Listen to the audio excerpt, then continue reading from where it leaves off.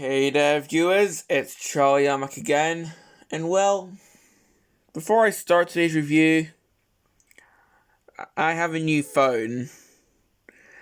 So, that's why the camera's sort of leaning downwards. My new phone's a bit bigger than the one I was previously using, so I sort of had to rebuild my little Lego stand, so that's why I had to lean my camera down. But well, let's just hope that this is going to be a good camera for videos. But today's review is going to be on not a transformer, but a super GoBot, if you remember my review on Bug Bite. Well, today's review is going to be on Baron Von Joy. Yes, that's his actual full name. Or if you just want to shorten it, I guess you can call him Von Joy. That's still a silly name. But as you can see, this guy's a Porsche. Not unlike a certain Autobot that we all know and love. But yeah, this guy's a Porsche. I'm not sure which kind of Porsche this is, although as you can see here, it says 930 Turbo, so I guess this is I'm not sure if it's just I'm not sure if this is called a Porsche 930 Turbo or if that's just something they put on the little license plate thing there, but I'm just gonna call this a Porsche car. But let's have a look at the detailing.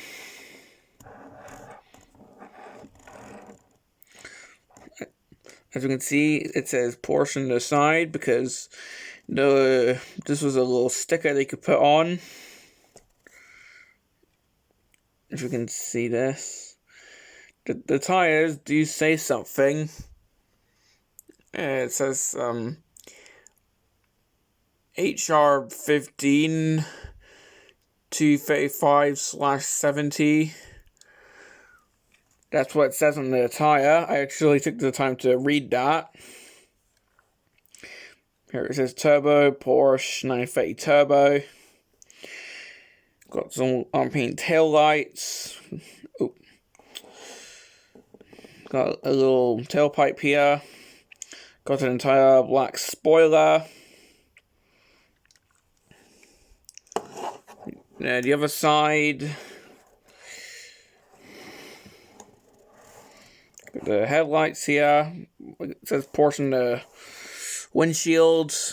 Got the actual Porsche sign here. My phone will focus.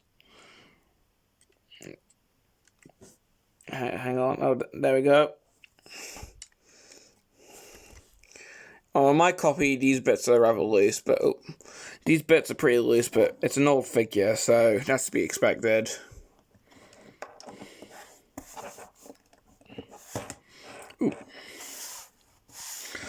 I should have a look at the underneath as well. Yeah, the underneath doesn't really have any robot junk underneath, aside from the arms and the legs, but at least there's no head showing. You'll find out why in robot mode. And speaking of which, if I can just adjust my camera, let's just get this guy into his robot mode. If we can just get this to focus, there we go. So if you remember my review on Bug Bite, he had a pretty unique transformation. Oh, one thing I forgot to show off is this little gun here, just goes on top. Yeah, my one doesn't really stay on that well, so yeah, I'm sorry for just going over that pretty quickly, but it's not that important to me. But as I was saying, if you remember my review on Bug Bite, his transformation was pretty unique. And this guy's transformation is pretty similar, but it's also going to be different. So to start off, let's flip the wheels around to show the arms. unlike with bug bites, you have to do this first to make clearance, so you can, oh, if I can get this, there we go, pull this out, pull that down, and there we go. Take these and flip them out to form feet. Flip out the little hands. Come in here, move that. Push this section forward and push that to form a little cape section. And that's pretty much it. Yep, this is the actual robot mode. Nope, there we go. Yeah, I don't think this phone has an autofocus, so I'm gonna have to do it myself, but this is the robot mode.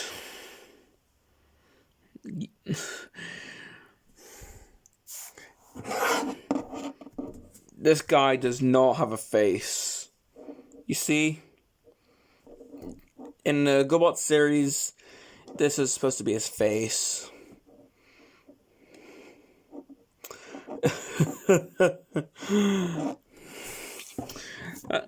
Tonka. Why did you and Bandai decide to do this with your Super GoBots and Machine Robo big figures? Can't remember what they were called in Japan.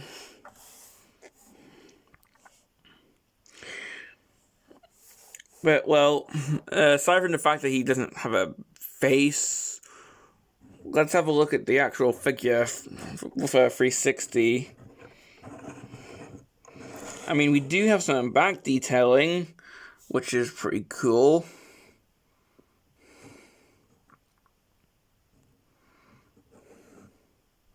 Yeah, if you can see that, we got a lot of back detailing.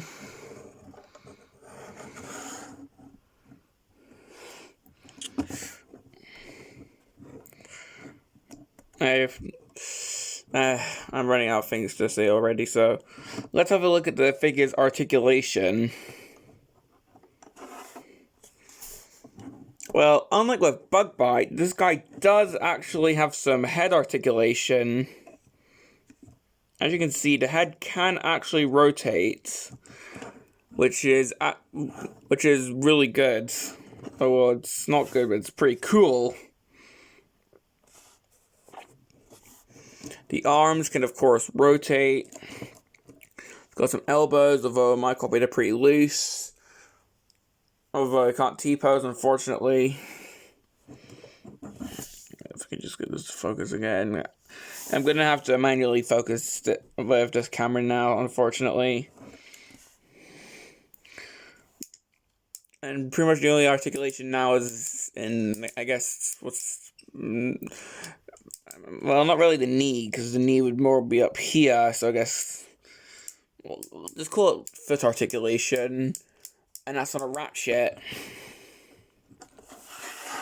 So, yeah.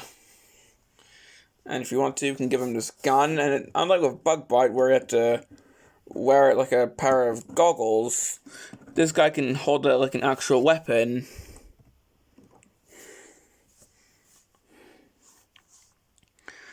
So, yeah.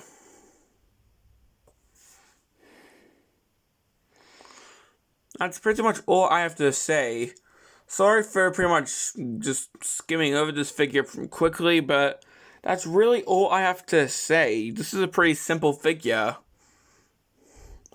I mean, the transformation and the engineering is very similar to Bug Bite, so, yeah. Now, complaints.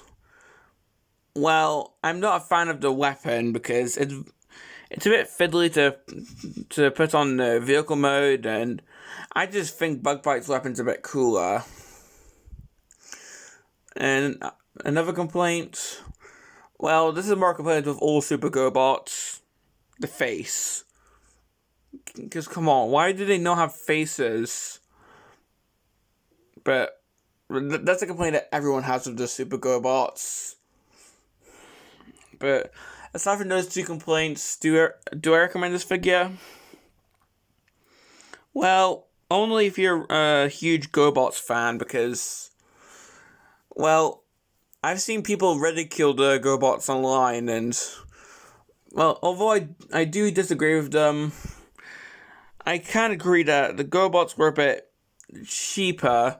Not cheaper as in flimsier, cheaper as in a bit, well, Transformers were a bit better built sometimes, but the GoBots still had really good figures. Hell, there were some GoBots figures that were actually better than some Transformers figures.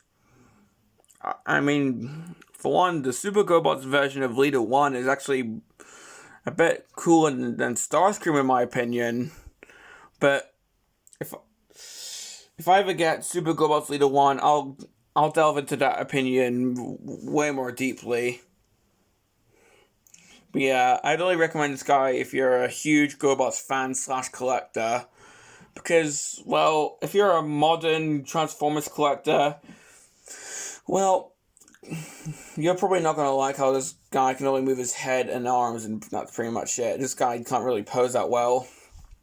But if you don't mind how this guy is pretty much a brick, then go ahead. This is a pretty fascinating part of Transformers history. I mean, it's not really a Transformer, but it did. This guy soon did become a part of Transformers lore when Hasbro bought the GoBots. So yeah, this guy is a pretty unique part of 80s history. So I do recommend him if you're a fan of GoBots or 80s figures. Well, this has been my review on Baron Von Joy, and this is Charlie Young, signing off.